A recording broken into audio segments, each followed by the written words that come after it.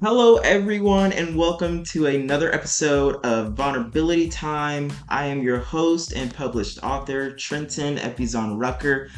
As always, it's super lovely to have y'all here. Once again, thank y'all and the special guests for making this podcast go international because at the end of the day, this is just about, using our voices to help, heal others.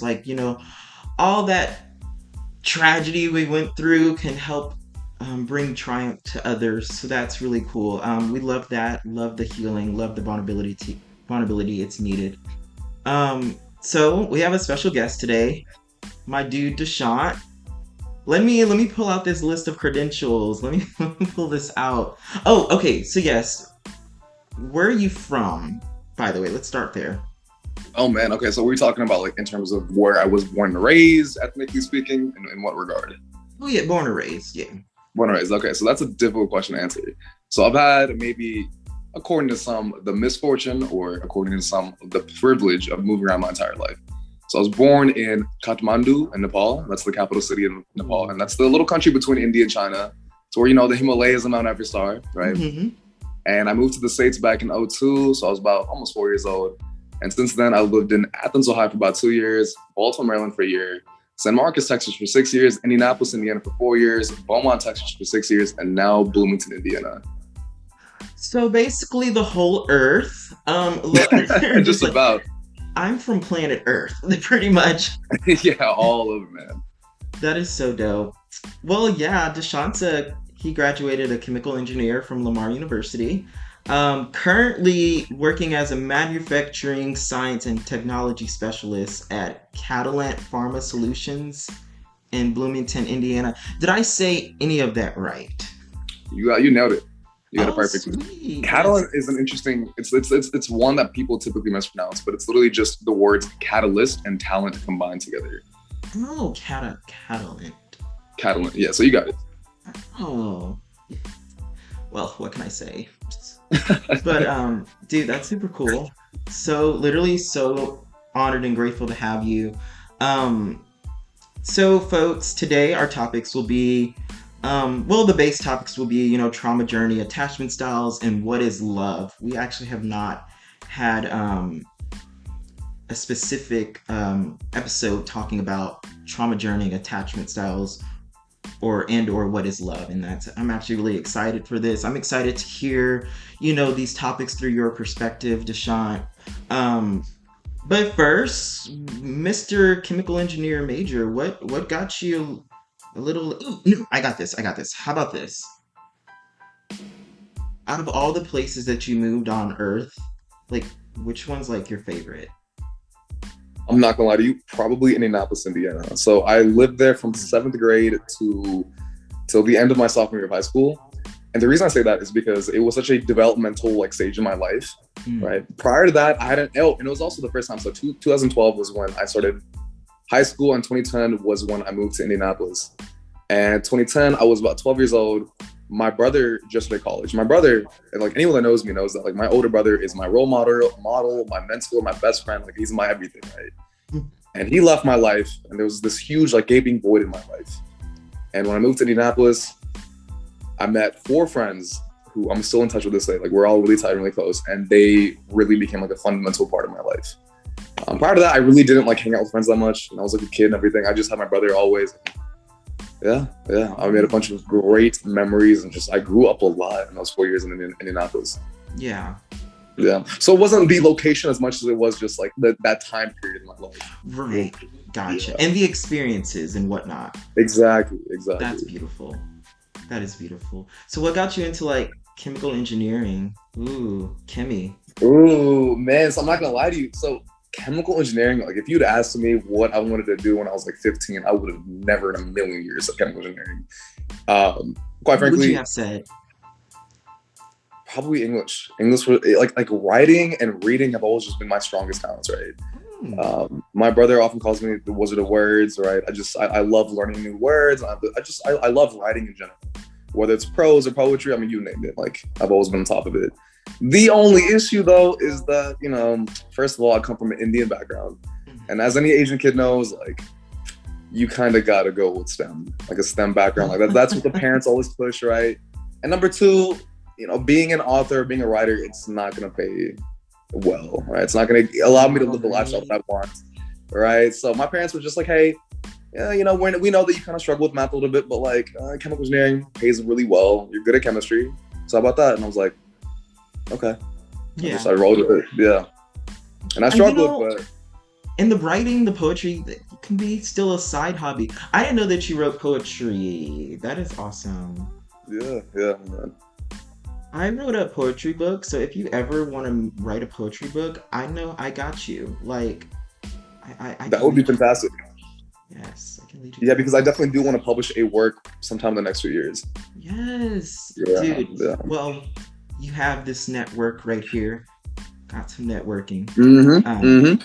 I'm excited. I'm excited. Like I wanna like walk with someone through that process. Cause I had to do it all alone and it was a little frustrating. Well, yeah, 99% of it was alone. It was a little frustrating and overwhelming. Do enlighten me. What is the name of your poetry book, by the way? I'd love to read it.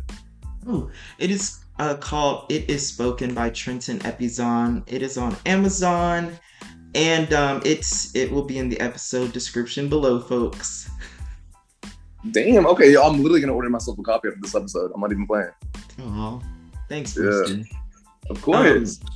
And I would say this: the process to publishing it went straight to Amazon, which is amazing. It wasn't difficult. It just was scary and overwhelming because it's kind of like the unknown. But like now that I know it, I'm like, that was like way too simple. I was like, that was way too simple. I was stressing, you know what I mean? We all do that. I mean, for sure. I mean, if there's one thing human beings have just like an innate knack for, it's overcomplicating situations, right? Especially when you have to navigate that road by yourself. Oh, yeah. Exactly. It's like a protection mechanism in a way. Yeah, man. For sure. So yeah, my dude, I'm so excited for these topics. Like I said, okay, so trauma journey, attachment styles, and what is love? I mean, look, that's loaded. Yeah, like where do you start? I will say this: if we run out of time, you're always welcome to come back for a next episode. Like literally, like. The door's literally always open for you, Deshaun. And I really mean that. Put me to the test if you don't believe me. No, I fully do. Yeah. So I got the attachment styles pulled up, the love and attachment styles pulled up. But first, a lot of our attachment styles can be created and or hindered from trauma. Mm-hmm. So I think it's appropriate that, let's start there with the trauma journey a little bit. And like I said, you can go however surface level you want with this, however deep you want. It's your episode. You're the special guest celebrity. How does that topic trauma journey resonate with you? There we go. Oh, man. Well, when it comes to traumas, man, I definitely have my fair share. Do you want me to just start from the beginning, kind of like the jump, like the get-go? Literally, I can do that. Wherever you want. Okay. So, I mean, one of the biggest difficulties I faced in my life was, right, if you look at my Instagram, my social media, or like anyone that knows me now, they definitely have a certain set perception of me, right? In terms of like the way I carry myself, the confidence that I exude, the way I look, my demeanor, my manner, or even in the gym, I'm really big into bodybuilding, and the person basically who I am now that I've kind of carved myself out to be, this was not the man I was at all. In my developmental years, in my adolescence, and especially as a kid, I was a lot of what we are out in public. Obviously, it's a mask, right? It's a facade. Yeah. And when I was growing up and everything, I was a late bloomer. I never really knew how to play the game really well, and I was always just authentically myself. And growing up as a kid, I was, typically a bit more introverted, a bit more shy, a bit more reserved. I was always, just empathetic to a fault, really kind, loving, endearing, loyal, trusting, right? All of the natural good qualities you could possibly imagine in a human being. I had all that. But I guess I would say I was too authentically just myself. And because of that, and not to mention, I wasn't the best looking kid either, right? I was really chubby. I mean, I literally would wear big hoodies and sweatpants every day, just like hide my muffin top, man. I had the rolls on deck. I had braces, a bowl cut, all of that, right? And so that definitely impacted my self-confidence, my self-esteem. But that paired with, you know, just how, I guess, open and welcoming and gracious I was, I didn't actually put up a facade at all. It led to me being bullied quite a bit, right? So throughout middle school, I was bullied harshly. Physically, definitely, but more so mentally and emotionally. And that really, you know, that carried over into high school too. And I got everything from like being made fun of my, you know, my socioeconomic status, my weight, my looks, to just about everything, even my race, right? And I faced a lot of racism too, especially in Indianapolis, right? Because, you know, where I grew up in Indianapolis, it was a more like a white predominant area. Remind us what race you are. What was that? Remind us of what race you are for the folks that don't know you. For sure. So I was born in Nepal, but all my ancestry, my origins, it's all from India. Okay. Yeah, my grandparents were born there, and yeah. Indian is what I really identify myself as. Not Nepali is more my nationality. I guess Nepali American now because I became a citizen back in 2019, but Indian is what I identify myself as in terms of like my culture. Yeah, pretty recently. Cool. Yeah. It took about 17 years, man. It was a long and arduous journey, but hey, we're balling now. There we go. Yeah, but all in all, man, so I basically was just a late bloomer throughout my entire life, and I struggled a lot with, you know, my own self-identity, who I wanted to be perceived as, and I entered my first relationship when I was about 17 years old, and before then, I told you, man, I was like a good, innocent kid, right? I had these like traditional ideas of marriage and, you know, what all that constituted, as well as like, you know, just like losing your virginity, for example. And I lost my virginity to this girl when I was 17. I suppose actually when I was 18, but, you know, we started dating when I was 17. And she was like my first kiss. We were both each other's like first kiss, first all of that, right? So it's like really special. And I felt like, and it was really like an idealized relationship. It was everything that I'd wanted, at least like, superficially speaking. But man, she put me through the wood chipper, bro, like the grinder. I mean, everything that I wasn't, she was, right? She was the exact, like, she was literally like my antithesis. I'm talking, and I'm not trying to like speak ill on anyone, or I'm not gonna say any names, but she was really, you know, she was really Machiavellian. She was really manipulative. She was a pathological liar, abusive, emotionally, physically, mentally, in any way you can possibly imagine, right? Right. And it damaged me quite a bit, right?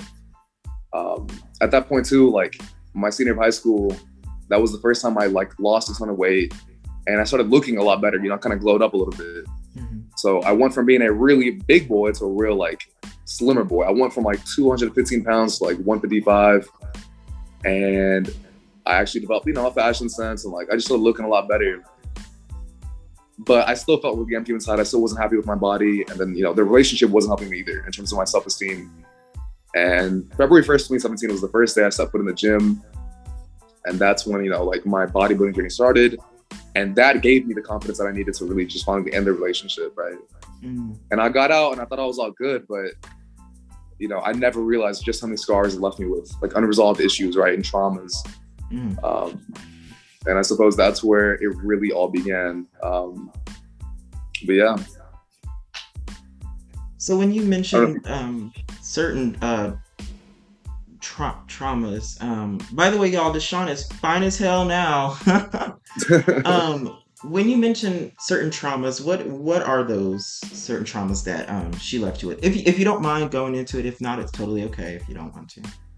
Yeah, no, for sure. I mean, she definitely it was a huge blow to my self-esteem. So this was a girl that, okay, typically in any relationship, right, you're going to get the, am I allowed to curse, by the way? Oh, this is vulnerability time. We don't be professional here. Okay. All right, for sure, man. So, you know, in any relationship, you're going to get a lot of shit tests, right? Especially as a dude, like, whatever girl you're with, like, she's going to, you know, basically just test your confidence and everything like that, right?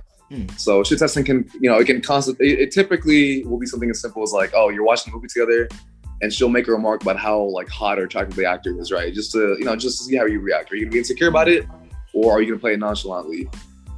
And as a 17-year-old kid, man, who really had no experience whatsoever in the game, like, she would do that constantly. She would compare me to like my friends in terms of like, oh, the reason I stepped foot in the gym, by the way, is because that January 2017, she told me, wow, she compared me to my best friend at the time, and she told me that his body looked a whole lot better than mine. Specifically, his arms were bigger than mine, right? And so I suppose the biggest blow that it dealt me the entire relationship was that I constantly felt compared to other people, specifically men. And it imbued me with this chip on my shoulder that basically the only way I was truly deserving of love, adoration, or anything at all was if I could compete and outdo other men around me. Right? It was just this, like, I constantly felt like I was being judged, being scrutinized with extreme prejudice, and that if I was in second place at all, I was unworthy. Right. Yeah, because it kind of, I mean, you said it, just in general, like when we're compared to something, it's like we have to be, in our eyes, better than that. Oh yeah, and then other eyes better than that comparison, or else it's like we're not even that validated, if that makes sense. Or that's how we feel. Yeah, exactly. Shit. That's huge, because I know a couple guys who are like, really into bodybuilding and stuff like that, and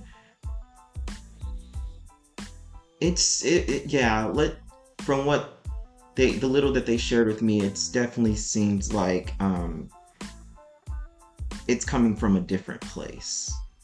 Yeah. I mean, obviously, the reason I do it like now is definitely, it's all about me loving myself, right? Me nourishing my body and me, enriching myself in every way I can. But I'm not gonna lie, like to this day, there's still, that trauma still does reside within me. The trauma of like having to constantly feel like I need to be better than those around me. Right. At least, and not so much that like, oh, I need to feel like I'm better than people, but people need to perceive me as being on like a different pedestal, like a higher pedigree. Right. Because then hopefully I won't be, because I know what it's like to be dismissed and dejected. I know what it's like to be, harshly judged by your peers and being, kind of just being at the mercy of those around you. Right. Because they don't register you as a threat. They don't register you as an authority. And bodybuilding, or like, focusing on like, the way I dressed, the way I carried myself, the way I spoke and talked, or even my ability to like, pick up girls, for example, all that was a means to an end. All that was just so that people would just treat me with respect, the respect that I sought and wanted. That is very understandable and very valid. You know what I mean? I mean, you don't need me to say that for it to be valid. But there's definitely this thing called like a pretty privilege. Yeah, exactly. Yeah. The first time I've ever been called that in my life was like the end of 2021. And it's like, I've always noticed that within people and within myself as well. I just didn't know a word for it. And it's like, I recognized once upon a time ago, I would say this was like maybe 3-4 years ago or something like that. I recognized that though I was being, respectful and nice to everyone when I first meet them, I would be a little bit more nicer to those who, in my eyes, are pretty or more like their fashion sense. Yeah, exactly. And I realized that what I was doing was just a perception of what I do to myself. It was like what I go through internally, I was just projecting that onto others. Because like you said,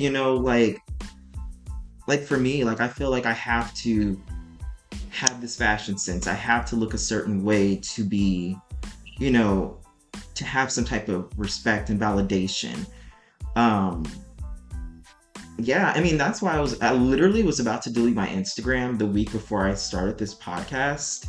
Because I noticed, like, when I go back on, and let me know if you were kind of relate to this, when I go back on my Instagram, I just see, and I mean, I appreciate the comments. Oh, I appreciate the comments on my outfits, and whatnot. But that's the thing, my outfits. And it just, though I finally got to a place where I'm like, you know what? I'm not ugly. I love myself. What? You know, I saw myself going to backpedal a little bit because, like, I mean, like growing up, my brother always said that I was ugly, yada yada yada. And now that I know that wasn't necessarily true, he just perceived me as a threat. But anyways, the point is, I go back on my Instagram even till this day, and I'm just like, I see all these comments about my outfit and my fashion, but I'm like, take away the clothes, what am I? What am I to Yeah, people? And yeah. it's like I truly appreciate the compliments. I really do. I like my fashion sense as well. It's just, but it's like, it's sometimes, no, I want to say almost all the time, not that much anymore, but it's like I wouldn't buy clothes, I would just buy confidence. Like there was Mhm. confidence in the clothing. And yes, clothes, of course that brings on a sense of confidence. However, for me, I didn't want it to be um my only source of confidence. So yeah, ugh, yeah. So that I almost deleted my Instagram. I mean, it's just kind of like what you just shared. It kind of reminded me of that, and I didn't know any of that about you, by the way. So I really appreciate you sharing that. Because, dude, there's so many people that can relate to what you just said, Yeah, and you're a yeah, male saying that. Like that's huge. And your Instagram is going to be in the episode description below, by the way, so everyone can like take a look at. for sure. Yeah, I mean, because I mean, Yeah, with this typically with podcast. men, I've noticed men do not want to talk about these like these trials and Yeah. tribulations specifically. They don't want to talk about it. You know, the world is very interesting in the sense that if a man gets abused or he's like being manipulated, right? He typically does not feel comfortable opening up about it Right. because to some degree or extent, he in that kind of relationship, that man is going to become he's going to feel effeminate. He's going to feel emasculated, right? Hmm. And that's just it's a difficult discussion to have because we live in a society where like men do feel the need to overcompensate. They have to be tough. They have to be rigid at all times, right? Right. Um, and even now, when I tell people that like, yo, like I wasn't just mentally but like verbally like abused, I was physically abused too. Like this girl would actually slap me, Hmm. right? And people almost like they take it as a joke when it's not like that. That is still abuse, and that's Right. horrible to do to another human being. It doesn't matter. Like if the roles were reversed, people would be crying out bloody murder, Yeah. Oh yeah. right? Oh yeah. Yeah, 1000%. And then again, thank you for sharing that. Because, like you said, that is hard. And yeah, people, I mean, I've definitely been around, and I've honestly, let me throw myself under the bus. Back then, when I used to hate men, I would not care. I just would not care if, like, I would definitely perceive it as, oh, well, but it's like, yeah, if it was the other way around, it's like, oh, hell no, Um, exactly. and so, just being open and listening to other stories, you know what I mean? It really helped change my perspective. Um, Yeah, especially like, you're someone that, I've actually came in contact with, you know what I mean? So it's not like you're just, oh, some random person that I never heard about and I'm just reading a news article. It's like, it does hit different when you actually know the person. So exactly. yeah, and also to clarify, when I mentioned your Instagram so people can look, I meant more so like, I mean, obviously your Instagram, but like for those who do like have like the muscles and whatnot, it's a good. I think you're a good source for healing for them. The fact that you're sharing this story, not saying that all the muscle guys are like this, but I want this podcast, it's for everyone, and I don't want anyone to feel excluded or that, oh, this is only for this type of person or this type of person, Exactly. So We want to exactly, keep it diverse. Yeah. exactly, Yeah. and that's why I'm really grateful that I was able to have some frat bros on here from, because this podcast is for everyone, and so thank you for being that representation. Yeah, man. Of course, of um course. It's my yeah, pleasure. Right, because seriously, everyone's got a story, right? Everyone's got a story, and everyone's got a people. story. It is sad to say, but like the world. the world is very superficial in that sense, right? People judge right off the bat. There's immediate judgments, immediate, like, like you typically identify someone as a friend, foe, or sexual partner within like 2 seconds of meeting them, right? And then you will subsequently treat them based on that immediate initial impression, right? And that perception, right? And typically guys that are like, I'm a frat dude too, right? I'm a frat dude, I'm a bodybuilder, and I'm a chemical engineer, and like right off the bat when people meet me, right, they have this like they have preconceived notions about what kind of person I'm going to be, right? I can't tell you enough just how many people have met me and they're like, oh my God, wow, Deshaun, like, I thought you were going to be like just a complete, like a douche, like this playboy, this fuckboy. And then now that I've actually gotten to know you, like, wow, I never realized like you had like so much more depth and substance to you. Yeah. Right.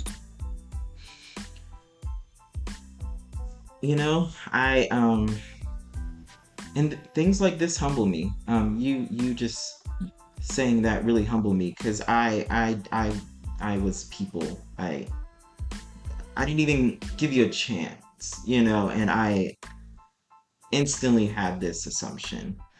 And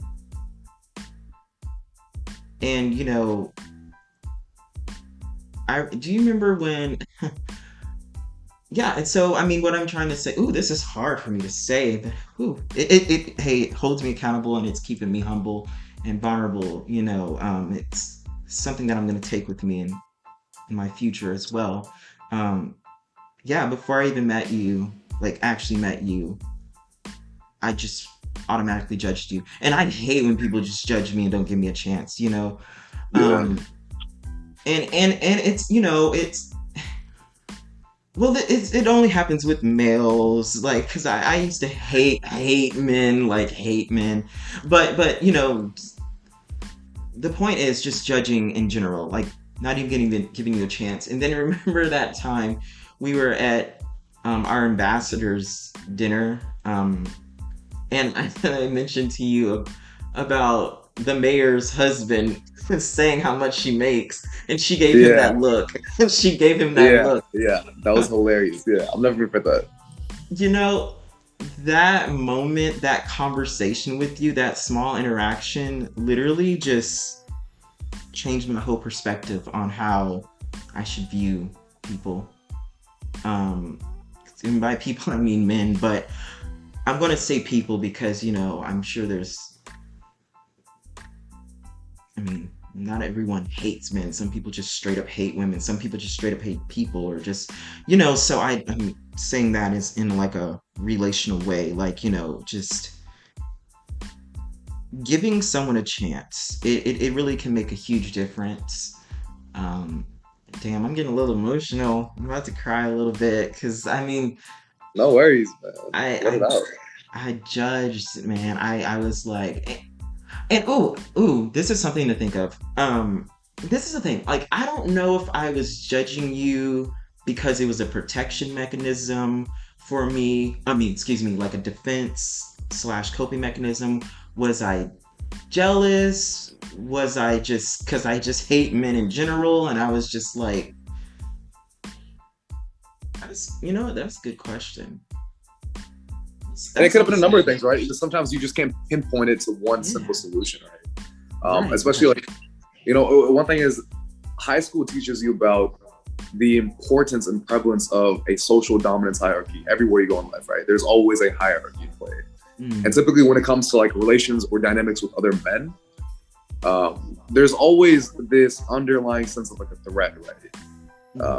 With any guy that you meet. And that's just simply how it goes. Like, so, it can often be, it can be jealousy. It can be like, oh, this guy is like, I sense, there's like an intimidation factor here. He comes off as a bit threatening. But all in all, like, it's not typically just one factor that leads you to make a certain assumption about someone. It's typically like an amalgamation of different variables, right? That's a good damn point. And that's, I've been going to therapy and counseling for years because I hated men so much because of the shit that the trauma that I went through. And so,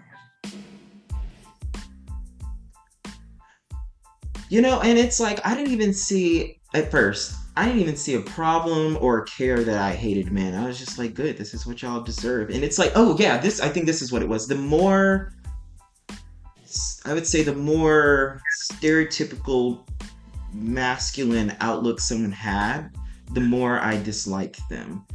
Um, Exactly. Yeah. yes. Now I'm better now. I can say finally I do not hate men, thankfully. Um, No more Miss thanks. Andrew over here. I love it. um, but yeah, so I mean, honestly, dude, and I mean, hey, thanks for, not, bashing me and still accepting me even after I told you that I used to judge you before I met you. Um, No worries. I just think that's huge. That's something that we can all take away from you, Deshaun, is that type of that action of patience. Not saying, "Oh, you're a bad person," if it still makes you a little angry inside. That's completely fine if that does. Yeah, but it's like action of patience and grace. It just humbles me even more. Honestly, it really does. But I do want to clarify too. It's not necessarily judging people is an evolutionary trait that we are meant to have, right? Like think about if we didn't judge people. You'd go down a dark alley at night, you'd see a guy like that's like completely hooded up in all black, like. And if you didn't judge him, you'd be like, oh, let me strike up a conversation with this guy. He might be a good fellow. No, Yes. but because you're able to judge people after the bat, like, like, no, that's not the wisest tactic, right? Imagine if like gazelles didn't judge lions in the jungle. Oh, maybe that could be like a nice lion. You won't eat me, right? No, you have to judge people because like at the end of the day, you are protecting yourself. You just have to make sure you don't get too carried away with it, right? And that's the thing. That's the thing. Because I remember I said in my previous episodes that, going back to how humans were in the caveman days and the hunter-gatherer days, there's so much that we perceive as quote unquote bad now that it's actually normal for us to feel. Like Yeah. when it comes to judgment, like biases, biases were always protection for us. That's how we grew as a human race. That's how we made it to where we are today. The problem is, the problem isn't having biases, it's letting those biases have you. And that's what you Yeah. basically just mentioned, getting carried away with it, like, yes, like, if I see a lion going down the damn road, I better not go out there all freely nilly. You know what I mean? Yeah. Um, but like I can like, and it's hard. It's hard to navigate that. You know what I mean? It's hard to navigate that because I feel like biases. At least I don't know. You let me know what you think about this. At least from what I'm seeing, and I'm a social work grad student, by the way, folks, just for context. So we really like we really like get really deep into things and like we find out like every little stitch, like every little cell, every little skin cell of the human, like we from the small to the big, from the micro to the macro, like we look at it all. So we dissect a lot of things. So it just, at least for me, from what I'm seeing, is biases is becoming more um, stigmatized. I feel like there's not proper discernment when we turn on the media of having biases and letting our biases have us. I feel like they get intertwined with each other. Um, I mean, I know the media loves this. They love chaos. Chaos equals cash. So the media is getting Yeah. ratings. But it's I just I you know it's even hard for me to say this, but I guess I can. This is the best that I can say it. By a lot of these things that we experience now as humans, it was normal for us.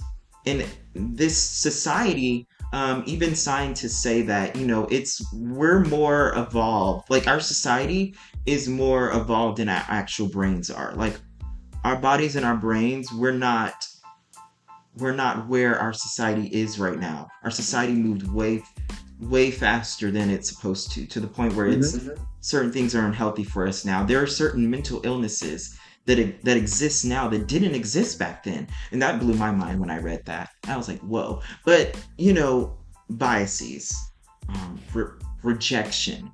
These are all normal things that weren't necessarily frowned upon way back when. It was a good thing if you felt rejected by someone. It was a good thing if a relationship had ended. Um,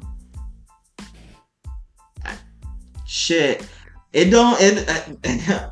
I wish I could still say that because I'm like, look, I'm in the 21st century, and I don't see how that was a good thing way back then. But I mean, I'm doing more research on it now. But it's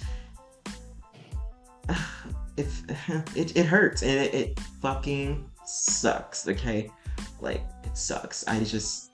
It just blows my mind, Deshaun, how those things were seen as good things, and it makes sense. It was keen for human survival. Yeah, Mm, exactly.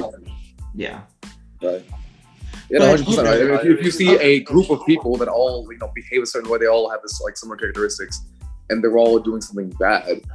Obviously, you're going to develop a natural penchant to want to generalize those group of people and anyone that like resembles them or looks like them. right, Again, right, like you just said, right? It's just a survival tactic.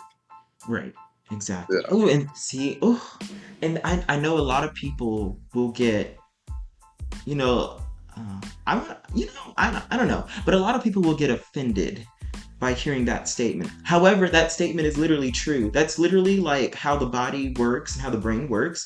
It's just like, folks, maybe it's just a protection mechanism because you don't know. And it's just like, once you slowly start to know, then that thing will change. But that biases is there for a reason. And we all do it, right? I mean, it's the reason why Yeah. like guys and frats have the reputation they do, because I mean, a lot of them like they are pretty fucking douchey, and that is coming from me, a guy that wasn't a frat, right? Like, Yeah, I'm a frat guy too. Believe it or not, I'm in a fraternity. Yeah, yeah, I can just see yeah, it. right, exactly. But, I joined the fraternity having my biases. Um, I mean hardcore. However, For I sure. recognize, is this environment uncomfortable or is it just unsafe? And so, because uncomfort there is growth in the uncomfort, and it's just like uncomfort, you also feel that when an environment's unsafe. And so I had to sit down and discern. And I'm like, am I just unsafe or am I just uncomfortable? And joining that fraternity, I was like, okay, I'm just uncomfortable with this because I have my biases towards frat guys. I've seen movies. I've had some frat guy acquaintances in the past, and it just all adds up. It all added up to my protection mechanism and my biases. However, I went in with the biases, but my action, just me joining the fraternity, giving them a chance, that was an action of not letting the biases have me. And my perspective is completely changed. It's no longer as, oh, all frat guys are like this. Now it's just more like an individual basis. But Exactly. yeah, so I'm just kind of like expanding upon what you already said, because Deshaun, a lot of what you said, a lot of people do need to hear. It's not like we're taught that. Instantly, when people think of biases, it's just something bad, and that's not how it always was in life. And I mean, I'm still struggling with that. I'm still struggling with that because I'm like, Trenton, is it just uncomfort or is it just unsafe? And if it is Mhm. unsafe, why is it unsafe? Or like if I'm in a room with a bunch of frat guys and they all have like knives in their hand, that's unsafe. If I'm in a room with a bunch of frat guys and we're just all just talking and I don't feel comfortable, that's just uncomfort, not unsafety. It just, there's a lot that goes within it, and it's fun.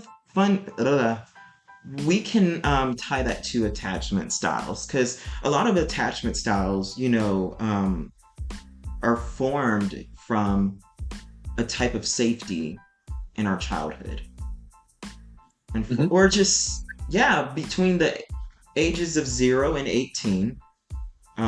Those are the developmental stages in a person's life, especially the childhood. um, so we see within those ages, not saying something super traumatic can happen after 18 and cause something. No, it's what it's saying is it's a vast majority, and it's very common, um, that we see certain attachment styles that we still struggle with till this day or carry with us, that it never started with us, it started to us. whether it can be from the smallest thing, how people treated us, how our parents treated us, whether it was intentional or unintentional. So with that being said, Deshaun, so I have this attachment styles here. And so I'm just going to read um, a couple of qualities of these attachment styles just for. Is it the typical four? Is it like the security? It's the typical four. It's Yeah. the typical four. I've been learning that there might be a little bit more than four, but interesting. I can already tell you which one I got. Oh, okay, wait. Okay, yeah. Tell us. Yeah, man. So, should I offer you like a bit of a backstory before I dive into it? Yeah, of course. Yeah. For sure. Yeah. For sure. I bet. So, Wait, I how told you about this? everything. How about this? Go ahead. Let me know if this works. This is just bouncing off idea. You say the No? attachment style, I'll read the certain qualities of it, and then that'll, I guess, give you more of a basis to go off on. I don't know. It's whatever you want. Which one sounds better? Yeah, I mean, go for it. Okay, so I'll tell you right now. What I've realized over the course of like the past couple months is the attachment style that I possess, not in regards to my friendships, right? Because my friendships, it's a very secure attachment style. Right. It's within the confines or the context of relationship. I have recently realized that I have an anxious attachment style. Oh, dude, same. I literally, Yeah. yes. Okay. Yeah. So, folks listening, okay. So, anxious attachment style. Here are some of the qualities. I'm not saying that everyone who is within this attachment style has these qualities, but these are very common. Negative view of self, positive view of others, um, toxic dependency, fear of losing a relationship, emotional highs and lows, can sometimes be aggressive or accept more aggressiveness towards them, can be clingy on separation, and certain quotes that these are just some quotes to give folks like a little bit of context as well as like, oh, they're gonna leave me or they're gonna let me down. Does that sound about relatable, Deshaun? Oh yeah, 100%, yeah, for sure. Same. So yeah, what's you mentioned a backstory on that? Backstory, yeah. So, essentially, I kind of give you a bit of a briefing into, my first relationship and all of its woes and tragedies and everything, right? And since then, like, that was when I was 17, right? So since then, obviously, I'm 24 now. I've really been put through the fire, right? I've had the privilege of being baptized by the fire of suffering. Like, I've been through the trials and tribulations, right? And I've obviously had numerous other relationships since then. I've had a total now. I just actually, about a month ago, got out of my 5th relationship, and those are obviously like actual relationships, and I've dated a bunch of other girls since then too. Mm-hmm. And so over the course of what was that, like past 6-7 years, I have made sure that I've really gotten into spirituality quite a bit too. And anyone that knows me knows I'm really heavy into astrology. I find studying your astrological chart, your natal chart, as a great blueprint into your identity. It offers a person a great chance to be introspective, find not just their strengths but also their weaknesses and their shortcomings. And I've made sure to study my weaknesses and my shortcomings and rectify them subsequently too, right? I've made sure that I've done a lot of like inner child healing and spiritual work, right? And just a lot of shadow work, right? Like really getting to the nitty gritty, uncovering the latent triggers that I have, the traumas, getting to the root. Yeah, exactly. And I've done a lot of that, and a lot of that involves isolation. You really have to do it alone. You have to go out into nature, et cetera, et cetera. You have to do a lot of self-healing, but a lot of that is also done through your interactions, engagements, and relationships with other people, right? And especially through, getting through chemical engineering, despite how difficult it was, landing this gig that I have now, and just building myself up into the man that I am now, like, whether it was through bodybuilding or, whatever have you, I really felt like I'd gotten to this point where I was like completely mentally sound, just like stable, healthy as can be. I thought, I've also gotten to this point where like, I really don't get nervous. I don't get anxious. I have built up just a lot of like mental fortitude, right? And I generally believed that, at this point, like I'm all healed, I'm good to go. Like nothing can conquer me, right? Any weapon forged against me is just gonna fail, right?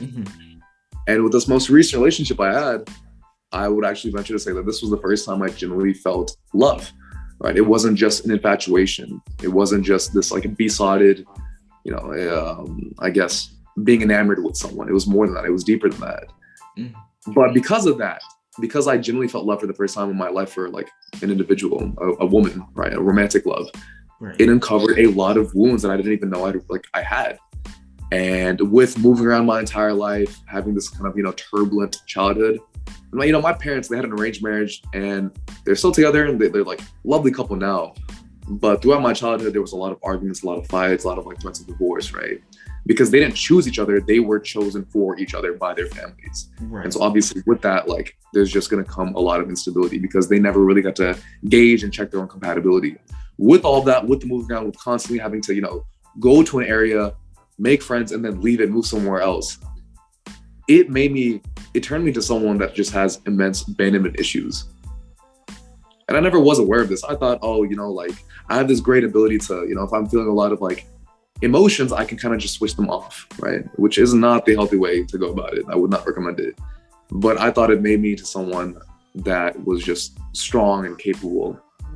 And though I still believe I am, I realize now that there are abandonment issues that I have. I am actually innately scared of people leaving me. And not just that, there was also a lot of shame I didn't realize I had too. A lot of unresolved shame for, if you characterize me right now in my current state as N, I have a lot of shame towards the N-1 version of me. So like previous versions of me, like from my childhood to my, my adolescence, I almost looked down on them. I looked down on them for their weaknesses, for like, their failures. And I would just look at myself as being superior to those versions of me. And then I came to realize that is not the way to look at it at all. Those older versions of me were trying their best. Yeah, of course they stumbled. Yeah, they made errors, but we all do often, right? And I had to go back in time and kind of just mentally give myself, those younger versions of me, a hug and let them know like, hey, like, I don't blame you. I don't fault you. You messed up and it's okay. You're still valid. You are still worthy of love and affection. You're not any less of a human being. In fact, anything that you perceive as a failure about yourself in the past is just a testament to how far you've come now. Right? Yeah. And yeah, in this relationship, like it was a great, wonderful, loving relationship, but I struggled. I struggled a lot because I realized that, I am terrified of being left, of being abandoned, of being seen, for my flaws and my faults. And I constantly felt this pressure to be perfect, to be the best version of myself, because, if I wasn't, I would just be left in the dust. Yeah. And then I also realized healing never ends, by the way, too. It's not like you go through the, you do the self-work, the shadow work, the inner child, like healing and all that, the addressing the trauma wounds, or you go to therapy and then boom, all of a sudden one day you wake up and you're fine. It's not like that. Right. It's going to be a lifelong journey of constantly healing. Yeah.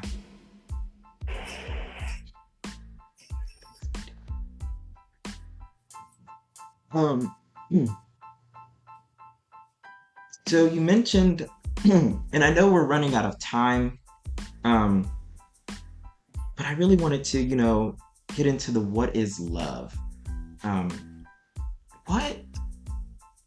Honestly, what is that? Is it just one thing? Like what?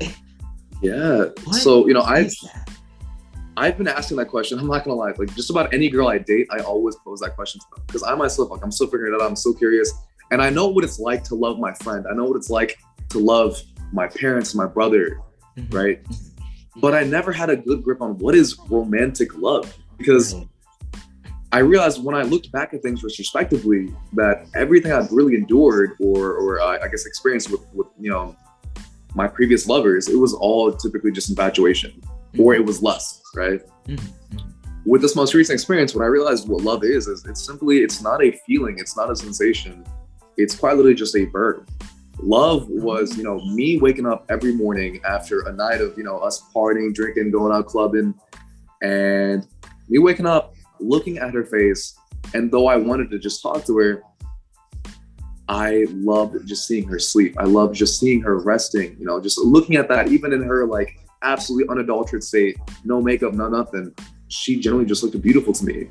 And me wanting to maintain that, letting her sleep more, getting some extra sleep, and then instead getting myself out of bed, getting ready, and then cooking her breakfast, right? Taking that initiative just to make sure that she would have a good start to her day. Or me realizing that, she's going to be busy throughout the rest of the day. She's not going to have much time to cook. So let me go and pick up some food for her, or let me go make some food for her and pack it in the bag for her.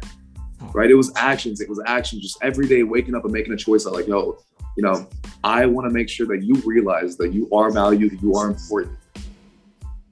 And no matter what insecurities or self-esteem issues you may have, I will always go out of my way to make sure I give you tangible reminders that you're loved, you're appreciated, you're valued. Not because of what you can contribute or what you offer to the table, but simply because of who you are as an individual.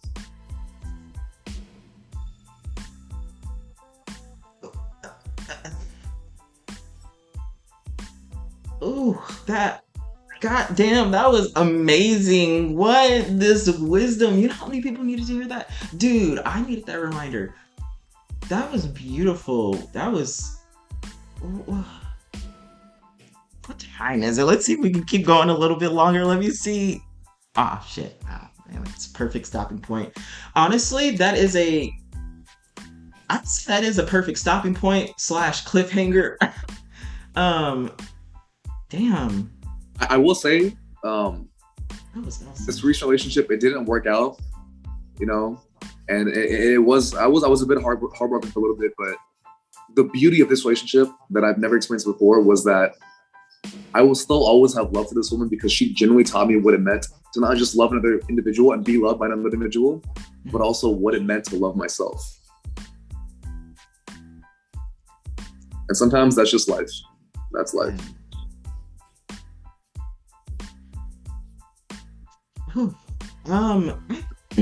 I think that we can all resonate with this story, folks. If you're out there listening, you're not listening to this for no reason. I'm literally speechless. I'm literally speechless. I think we can all thank this. I'm literally speechless. I'm literally still soaking it in. I have the luxury of literally listening to this episode right after it's recorded. So I think I'm just gonna go ahead and do that. This is some powerful stuff. Oh my gosh. Damn, this is a great fucking episode. I appreciate you, and all my listeners appreciate you, Deshaun. Your voice, your story is going to be on every podcast platform, including Apple, Spotify, Anchor, Google Podcasts, and all the other podcast platforms that no one really knows about. And it's gonna, as soon as this episode is published, it's gonna go all over the world, and it's gonna stay there. So there's someone that's gonna hear this episode tomorrow. Well, whenever it's published, that tomorrow. Because right now it's anyways, we'll talk about that later. But anyways, yeah, there's someone that's gonna hear this episode tomorrow, and they might be like, oh, that was a great episode, and then they might, they'll look back and be like, wow, I didn't need that then, but I need that now. So in 5 years from now, your voice, your journey, your story is literally gonna help heal that wisdom and you brought wisdom, that wisdom, someone's gonna listen to that 10 years from now, and you're never even gonna meet them, yet you're gonna help heal them. You're gonna be the reason why someone's relationship continued. You know that? You're gonna be the reason why someone's like, okay, there is love out there for me. Wow. You're gonna be the reason why someone got out of a relationship and they're like, you know what, that's right. I did also learn to love myself. I was able to love this person. They were able to love me. I am lovable. Yeah, it didn't work out and that fucking sucks. But they're able to take a little bit more from that, and to see that, yes, it's easy, especially when we're hurt, to acknowledge, that the cup is half empty. However, your story also validates, yes, the cup is half empty, but it's also half full. It is both. Let's not forget, pat yourself on the back. Let's not forget these great things that you were able to learn and to give, from and to that relationship. I mean, that's huge, Deshaun. So many people literally need that reminder. And so I'm grateful for that. I'm grateful for you, seriously. Yeah. Great having you on here, taking the time to be vulnerable. And that, with that being folks, this has been another episode of Vulnerability Time. Tune in to the next episode, folks, for just the personal commentary. And then I will see y'all next time, and we will definitely be seeing more of Deshaun again. We have to. Yeah. Oh yeah, dude. Need a part two. Need a part two. This is gonna be a part two. This is not over. Yes. And y'all, if he has really touched your heart, his Instagram info will be in the episode description below. Send him a message and let him know that he's touched your heart. Or just let me know, and I'll let him know. And this is not saying that everyone's going to do this. I just know that some people express their gratitude in different ways. Some people have to let the person know, you touched my heart. I'm that person. I'm just no, I have to let someone. I have to let. No worries. So am I, right? So am I. So yeah, my dude. Hey, there's a great saying, right? If you're not making someone else's life better, you're wasting your time. Exactly. And sometimes you just gotta let them know, Gotta let them know. Inadvertently made my life better. Yes. See y'all next episode, folks. This has been another episode of Vulnerability Time with King Deshant. And I will see y'all next episode.